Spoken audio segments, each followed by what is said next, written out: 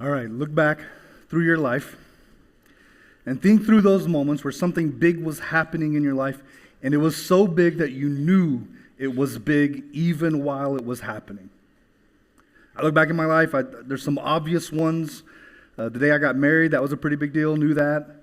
The day my kids were born, that was a big day, knew that was a big day. I have a couple other ones, some moments that to me are kind of almost surreal. I would look back at my graduations from high school and from college as kind of fitting that category. These moments where I knew something really big was going on. And it wasn't necessarily because I wanted to be there. I was actually upset that I had to be there, all right? But I remember sitting in the moment, there was a sense of finality. It felt like a big moment, not because of what was coming next, but because of what I had accomplished. I knew that in those moments a chapter was over. And I think that was especially the case with my college graduation. I can remember sitting in the middle of the graduation and feeling these emotions of completion that I didn't expect. At that point, I was already married. I'd begun a student ministry up in a little town called Eldon, Missouri, where my wife and I were traveling every weekend. And the day that I was graduating from college, some people from the church came down and actually loaded up our apartment and moved it and unloaded it into the house that we were moving into, all while I'm sitting in a graduation ceremony. And there was just a lot of different things going on in that moment. I felt like this was a really big day. The graduation ceremony itself, it felt like a sense of finality. It felt like everything I'd been working for in my youth was now complete. And that became even more true for me a couple months later in August. I don't know if maybe you've had a similar experience like this. But I worked with students. And so all summer, even though I was kind of done with mine, I'm still hanging out with high school students, middle school students. I'm still doing lots of stuff with youthful people, right? And I remember when August came around and the kids went back to school. For the first time in my life, I didn't. I remember them going off to school. And I remember my friends from college all went back to schools. I'm reaching out to them, talking to them. And I'm sitting in an office by myself. And it felt weird. My entire life at that time, I'd always gone back to class, and now it's done. It's behind me. I'm no longer a student. And it felt final. For me, it was finished. Now, we've been doing a sermon series called Red Letters, and in this series, we've been looking at some of the things that Jesus said throughout the Gospels, specifically in John. And one of the most significant things that Jesus says is at the very end of his life. Just before his death, he's hanging on the cross, and Jesus says those words, "It is finished." It's a big statement, and it changes the course of history. It's the biggest "it is finished" in history, much more significant than me graduating college, all right? Much bigger statement. It affects all of us. And so let's set the scene. Jesus has been arrested. He's quickly run through some sham trials. The Jews run him through their courts and their systems, and they convict him of blasphemy. They claim that he's speaking false things about God, but the Jews don't have the authority to execute him on their own. They need the help of the Romans. And so he goes through a quick Roman trial as well, kind of. It's not really a trial, more of a sham. And essentially, he's convicted of inciting a rebellion. That's the reasoning they use to justify him being crucified. And then they begin the process of his execution. Jesus is beaten a few different times. He's mocked. He's shamed. The Roman soldiers do a thing called flogging. They beat him with a whip that had things tied to the end of it, little pieces of bone or metal, rock, glass, pottery, anything sharp, anything that they could get into it, that as they released the whip over him, it would cut him. And the intention wasn't just to hit him with this whip. It was almost to kind of lay those sharp pieces up on his flesh and then to yank them away quickly, pulling flesh, pulling meat off of his body. It wasn't uncommon that someone would actually die while being flogged. It was brutal. And yet Jesus doesn't die. And so they force him to carry his cross, probably the cross beam weighing around 75 pounds. He puts it over his shoulder, and he has to carry it about half a mile. And this isn't a nice finished piece of wood. It's rough and it's raw. And he's carrying it, this weight on his shoulders and on his back, the one that's just been ripped open from these beatings. And now this wooden beam is digging into whatever flesh is left, pressing against his exposed bones. When he gets to the place where he's going to be crucified, they lay him down on that cross beam and they nail his arms through his wrists down into the beam. It's connected to the vertical piece now, and they stand it up on end into the cross shape that we know and are familiar with. And the way that Jesus dies while on the cross is from suffocation. The weight of his body on the cross works against how his lungs function. The weight of the body presses down, making it harder and harder to expand the lungs and inflate. And so he slowly loses energy and strength to breathe. And all of this is public. A crowd is watching.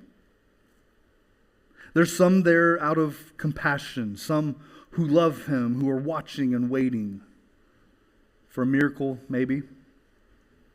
For him to be out of his pain and misery, maybe. There's others there that aren't there because they care, because they have compassion.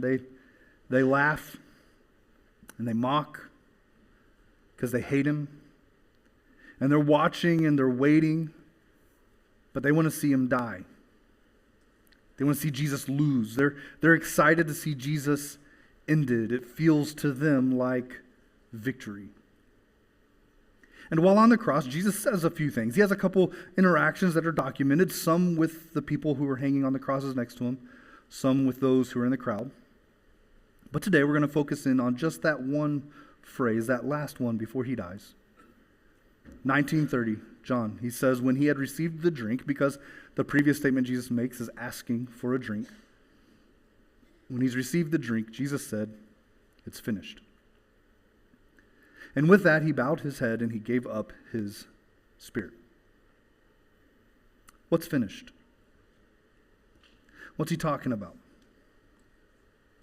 Now in the Greek, that word, finished, or that phrase, "it is finished," to them is just one word, is tetelestai.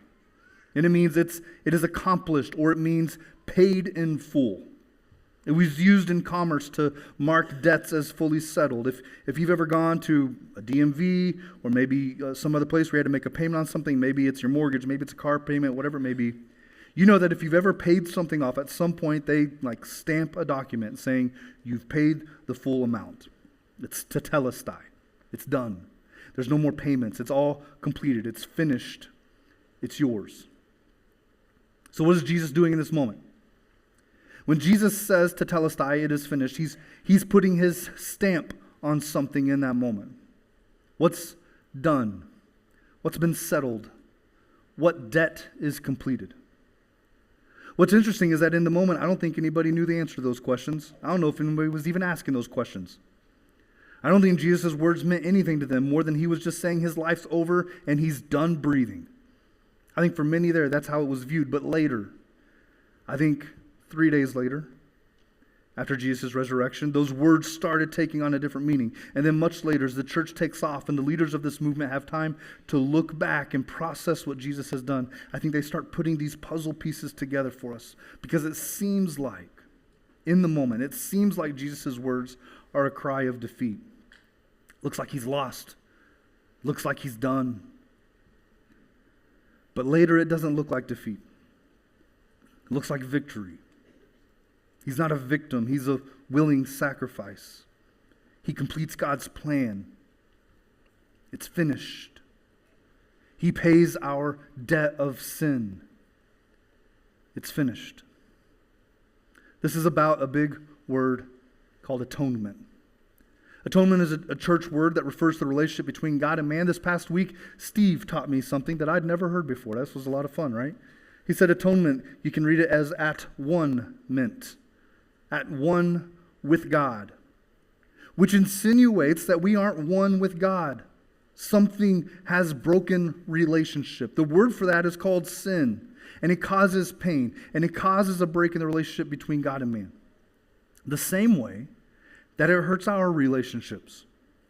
When we don't live up to each other's standards, it creates conflict, it creates problems. We try to make it, oftentimes we'll try to blame the other person, make it about the other person and their standards and how unreasonable they are, all that kind of stuff. But the real problem is that we don't even live up to our own standards.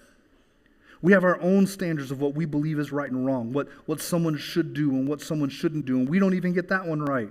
We don't live up to our own standards. And it creates conflicts within us, and it creates conflicts with the people around us. And it's the same way that we hurt our relationships with each other. It's the same way that we hurt our relationships with God. We don't live up to each other's standards. We don't live up to our own standards. We don't live up with God's standards. The difference with God is that's actually then called sin when we don't meet his standards. One of the problems that we have with this is that we don't usually acknowledge that we have a problem with sin. We don't take sin seriously. We are so influenced by our culture that we take things that God has said are sin and we try to make it a non-issue.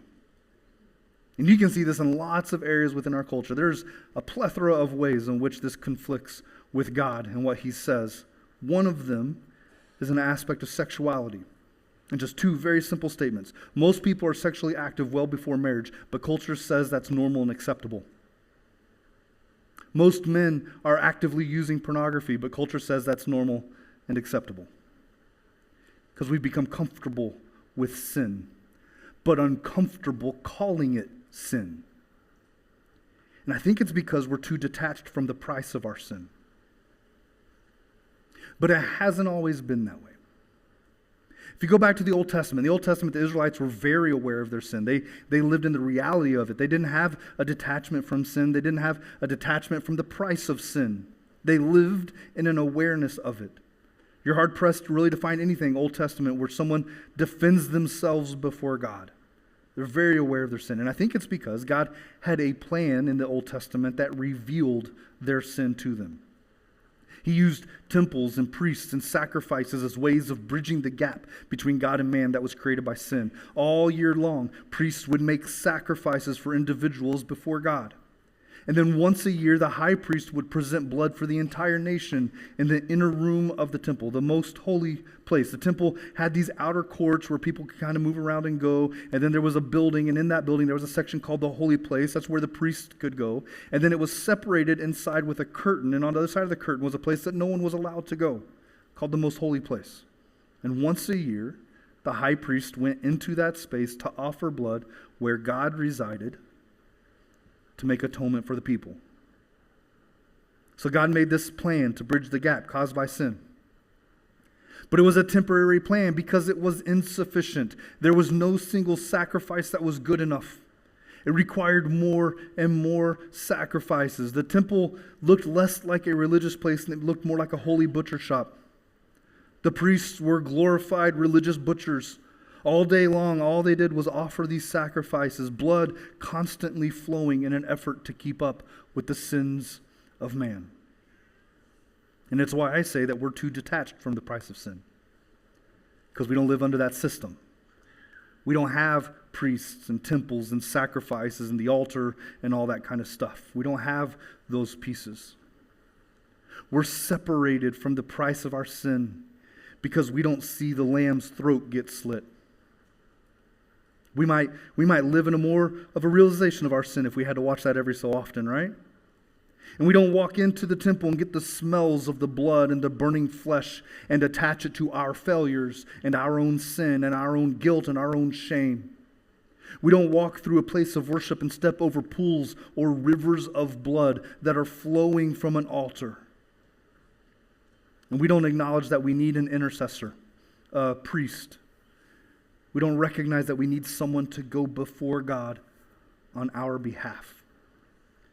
The system that God created, we're detached from it. And it's Jesus' fault. He messed it up for us. These systems that made the Israelites very aware of their sin, they became obsolete after Jesus' sacrifice. Because it was all a temporary plan and it was all about getting to Jesus. That's why Paul says what he does in Romans 3. He says that God presented him, and he's talking about Jesus, as a sacrifice of atonement through faith in his blood. A sacrifice of atonement. Jesus himself was the sacrifice. His blood was the one that was poured out for us, just as you would a small lamb or a goat or a bull in the Old Testament. A sacrifice was made by Jesus, and his blood becomes the payment for our sins. His blood is better than any other sacrifice. It's perfect. It's untainted. He's the one person who doesn't have sin. He's the one person without the guilt and shame. He's the one who doesn't deserve to die, and yet he dies for us on our behalf. And he says it's finished. his work as a sacrifice for us is complete. It's finished. But it's even bigger than that. Hebrews 9 says he did not enter by means of the blood of goats and calves, but he entered the most holy place once and for all by his own blood, thus obtaining eternal redemption. Now this takes a little bit of a twist. It says that he's carrying his own blood. And he's stepping into the place that only the high priest was allowed to go to represent all the people. This wasn't a sacrifice of sin for himself. This was a sacrifice of sin for all people. And Jesus now takes the place of priest, the one who has the right to go between us and God. And he enters the place that no one is allowed to go with his blood. He offers a sacrifice that's better than these temporary systems that had existed for centuries before him. His work is not only as the sacrifice, but he's also working as the priest, the one who steps in for us. And it's finished. It's complete. It's even bigger than that. If you go down a few verses from there, it says that Christ didn't enter the sanctuary made with human hands that was only a copy of the true one. And they're talking about the temple. It says that he enters heaven itself. He now appears for us in God's presence. And he didn't enter heaven to offer himself again and again, just sacrificing over and over again. He's not up there just doing this one after the other. He doesn't go into the holy place every year offering blood that wasn't his own. No, it says otherwise Christ would have to suffer many times. But he's appeared once and for all at the culmination of the ages to do away with sin by the sacrifice of himself once. One sacrifice. And it's finished. It's complete. And the writer says, just as people are destined to die once and after that face judgment, so Christ was sacrificed once to take away the sins of many. And he's going to appear a second time, not to bear sin, but to bring salvation to those who are waiting for him. Guys, you got to catch this picture. Jesus isn't just a better sacrifice, which he is. His blood is superior. But he's also a better priest. His offering of his blood is better than what other priests could do. And what's happened in this moment as we look at the cross and we see these words, it's finished. What's happened is atonement. The separation between us and God has been removed. It's finished. Atonement. At one with God. Which also means that without atonement, it means that you're without God. You're not at one with God. Matthew records something really, really cool in this moment where we see in John 19. Okay, in Matthew 27, Matthew's writing out what happens on the cross. He says, when Jesus had cried out again in a loud voice, he gave up his spirit. That connects us to John 19:30 and that last statement of, it is finished.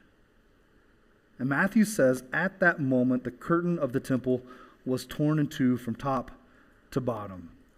Oh, I wish I could have seen that. The curtain.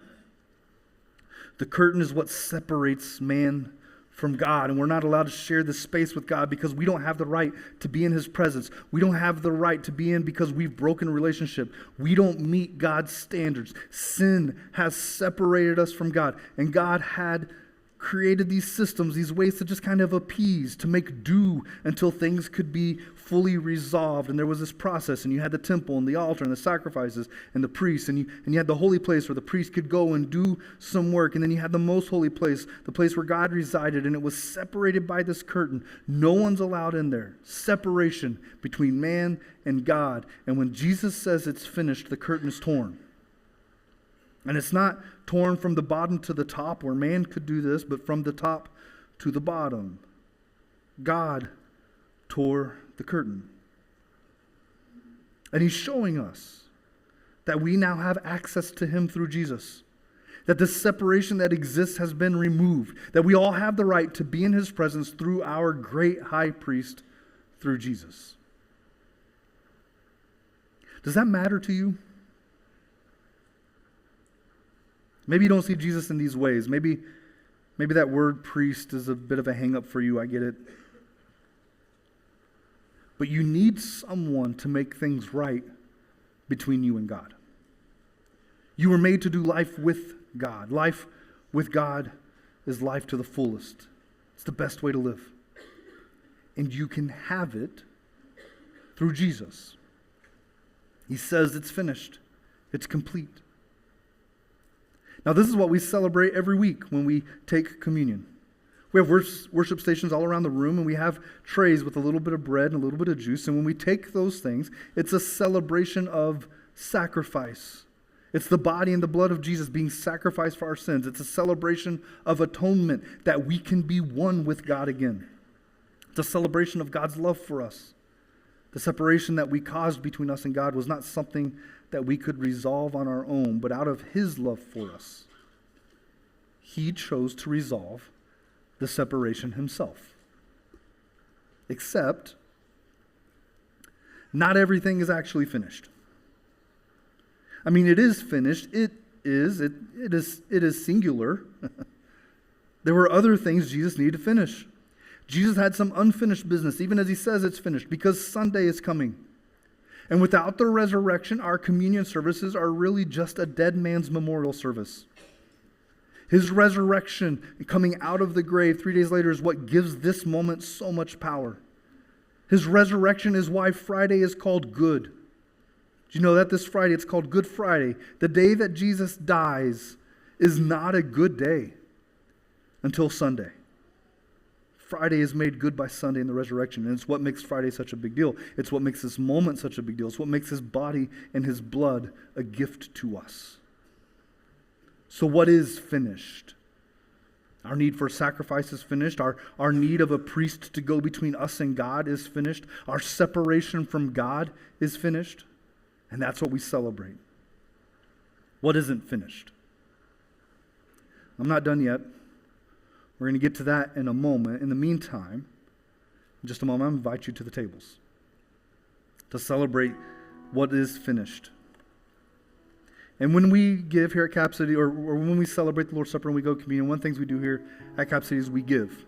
And so when you go to the worship stations, you're going to see a brown box that says offering on the top. That is for the Cap City family. That is where we give our first parts, our first fruits back to God. That's where we honor Him in gratefulness of what He's done for us, in obedience to Him and what He's done for us. And sometimes we feel so compelled by what He's done that we want to give even more. You're going to notice that on the stations around the room, there's a white box as well. It says the word generous across the top. We call that our generous bucket, where we take 100% of what ends up in those places and we just help and bless our community, which we know there's a lot of need for that right now. So you're welcome to drop a gift in those brown boxes, a gift in the white as well. Before we can get on to what isn't finished, let's take a moment, let's focus in on what is finished. We're going to go to the tables. We're going to celebrate the sacrifice of Jesus, that we can be at one with God, be united with Him. Let's go to the tables.